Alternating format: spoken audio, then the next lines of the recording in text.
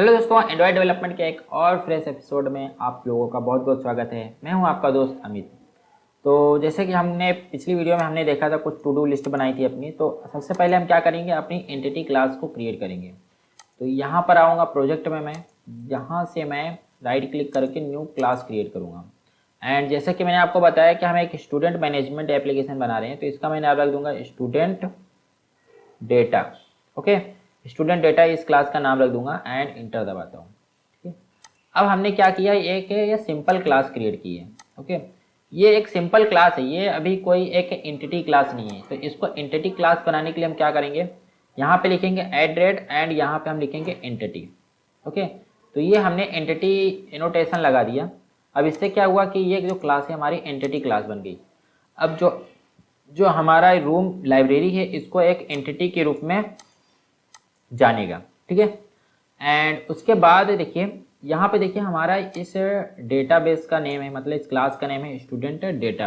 Okay, student data क्या है, इस क्लास का नेम है। तो जो क्लास का नेम रहता है, ओके, वही आपके टेबल का भी नेम रहता है।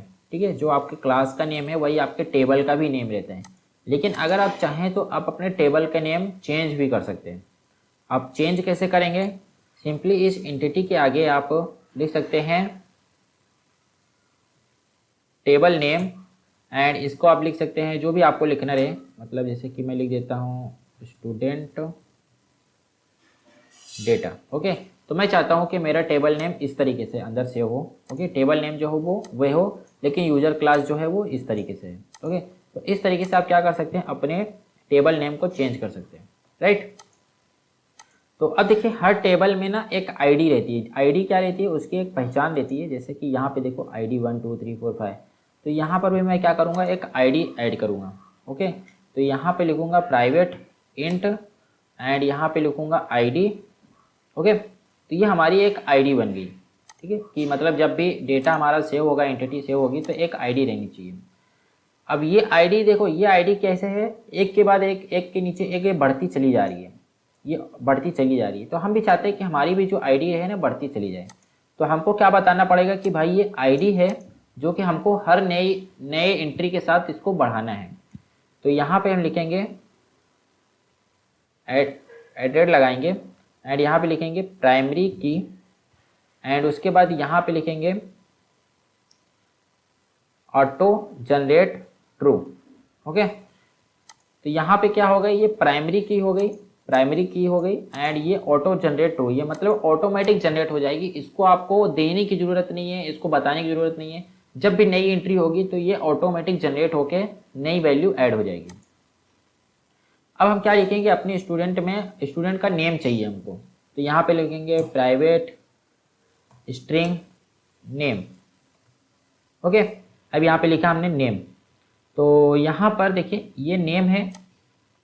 अब हम चाहते हैं कि ये डेटाबेस में देखिए यहाँ पर जैसे है, ये जैसे फ्रूट नेम है। ओके, हम चाहते हैं कि हमको यहाँ पे नेम दिख रहा है, लेकिन डेटाबेस में जब सेव हो ना तो यहाँ पे स्टूडेंट नेम इस तरीके से सेव हो।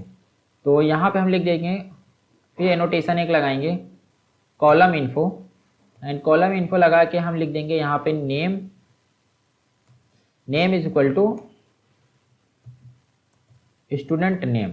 ओके, तो इस तरीके से आप चाहें तो ये जो नेम है यहाँ पे ऐसे दिख रहा है, अगर आप डेटाबेस में चाहते हैं कि उस अलग नेम से सेव हो तो यहाँ पे उसका नेम चेंज भी कर सकते हैं। ओके, तो इस तरीके ये कॉलम इन्फो इस काम में आता है। ठीक है, तो एंड यहाँ पे मुझे क्या चाहिए, एक नेम चाहिए, फिर उसके बाद हमको चाहिए एक लास्ट नेम चाहिए। ओके, फिर उसके बाद हमको चाहिए क्या चाहिए, हमको बस क्लास चाहिए एक, समझ लो कि कौन सी क्लास में है। तो यहाँ पे मैं एक इंट लूँगा। ओके, क्लास नहीं, यहाँ पे लिख दूँगा मैं स्टूडेंट क्लास। ओके, तो यहाँ पे मेरे पास ये 3 फील्ड आ गई। अब मैं क्या करूँगा, एक गेटर एंड सेटर क्रिएट करता हूँ। गेटर एंड सेटर, आईडी को छोड़ दूंगा मैं, आईडी का गेटर एंड सेटर क्रिएट करने की ज़रूरत नहीं है। इस सब का आईडी का, चलो आईडी का भी कर देते हैं। इन सब का मैंने क्या किया, गेटर एंड सेटर क्रिएट कर दिया एंड उसके बाद एक कंस्ट्रक्टर भी क्रिएट करूँगा मैं। यहाँ से मैं एक कंस्ट्रक्टर क्रिएट कर लेता हूँ एंड यहाँ पे मैं आईडी को छोड़ दूंगा। यहाँ पर मैं आईडी को हटा देता हूँ। ओके, ये इन तीनों से एक कंस्ट्रक्टर मैंने बना लिया कि जब भी स्टूडेंट क्लास क्रिएट होगा तो हमको क्या देना होगा, एक नेम, लास्ट नेम और स्टूडेंट क्लास, ये तीनों चीज़ें हमको देनी पड़ेंगी। ओके, तो देखो दोस्तों, इस तरीके से हमारी एक एंटिटी बन गई, एंटिटी क्लास बन गई। ठीक है, तो बहुत ही आसान है, बहुत ही सिंपल है। एंड अब हम नेक्स्ट वीडियो में हम देखेंगे कि हम अपना डाओ क्लास कैसे क्रिएट कर सकते हैं। ठीक है, तो चलिए मिलते हैं अगली वीडियो में।